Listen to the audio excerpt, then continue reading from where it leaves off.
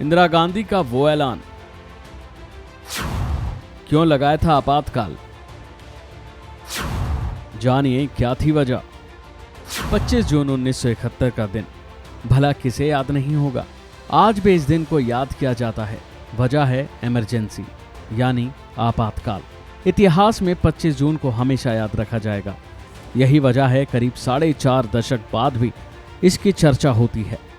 देश में 25 जून 1975 से लेकर 21 मार्च 1977 तक यानी तकरीबन 21 महीने की अवधि के लिए आपातकाल लागू किया गया। तत्कालीन राष्ट्रपति फखरुद्दीन अली अहमद ने पूर्व प्रधानमंत्री इंदिरा गांधी के नेतृत्व वाली सरकार ने देश में आपातकाल की घोषणा की थी। लेकिन क्यों की? आइए आपको इसकी वजह बताते हैं। 25 जून 1975 का वो दिन भारतीय लोकतंत्र के इतिहास में सबसे दुर्भाग्यपूर्ण दिन बताया गया। करीब 4.5 दशक पहले आज ही के दिन देश के लोगों ने रेडियो पर ऐलान सुना और सबको बड़ा झटका लगा। पूरे मुल्क में खबर आग की तरह फैल गई। भारत में आपातकाल की घोषणा कर दी गई है। देश में 21 महीने तक इमरजेंसी लागू रही। 25 जून 1975 से 21 मार्च 1977 तक तत्कालीन राष्ट्रपति फखरुद्दीन अली अहमद ने पूर्व प्रधानमंत्री इंदिरा गांधी के नेतृत्व वाली सरकार की सिफारिश पर भारतीय संविधान के अनुच्छेद 352 के अधीन देश में इमरजेंसी की घोषणा की थी। अगली सुबह पूरे देश ने रेडियो पर इंदिरा गांधी की आवाज में एक संदेश सुना।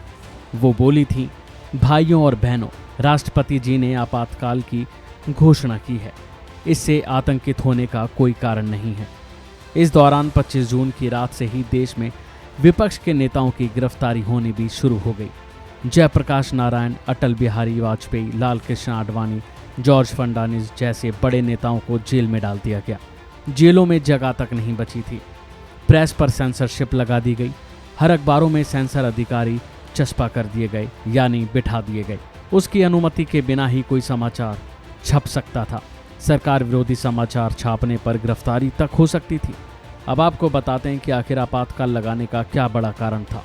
लाल बहादुर शास्त्री के निधन के बाद देश की प्रधानमंत्री बनी इंदिरा गांधी का कुछ कारणों से न्यायपालिका से टकराव शुरू होने लगा था। 1971 के चुनाव में इंदिरा गांधी ने अपनी पार्टी को अभूतपूर्व जीत दिलाई। वो खुद भी भारी वोटों से जीती।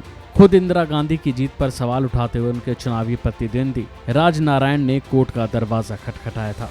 इंदिरा गांधी के सामने रायबरेली लोकसभा सीट पर चुनाव लड़ने वाले राजनारायण ने अपनी याचिका में आरोप लगाया कि इंदिरा गांधी ने चुनाव जीतने के लिए गलत तरीकों का इस्तेमाल किया है।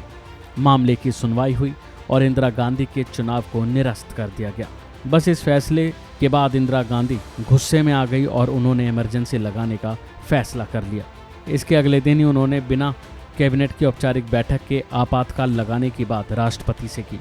इस पर राष्ट्रपति फखरुद्दीन अली अहमद ने 25 जून और 26 जून की मध्य रात्रि में ही अपने साइन कर डाले और इस तरह देश में पहला आपातकाल लागू हो गया।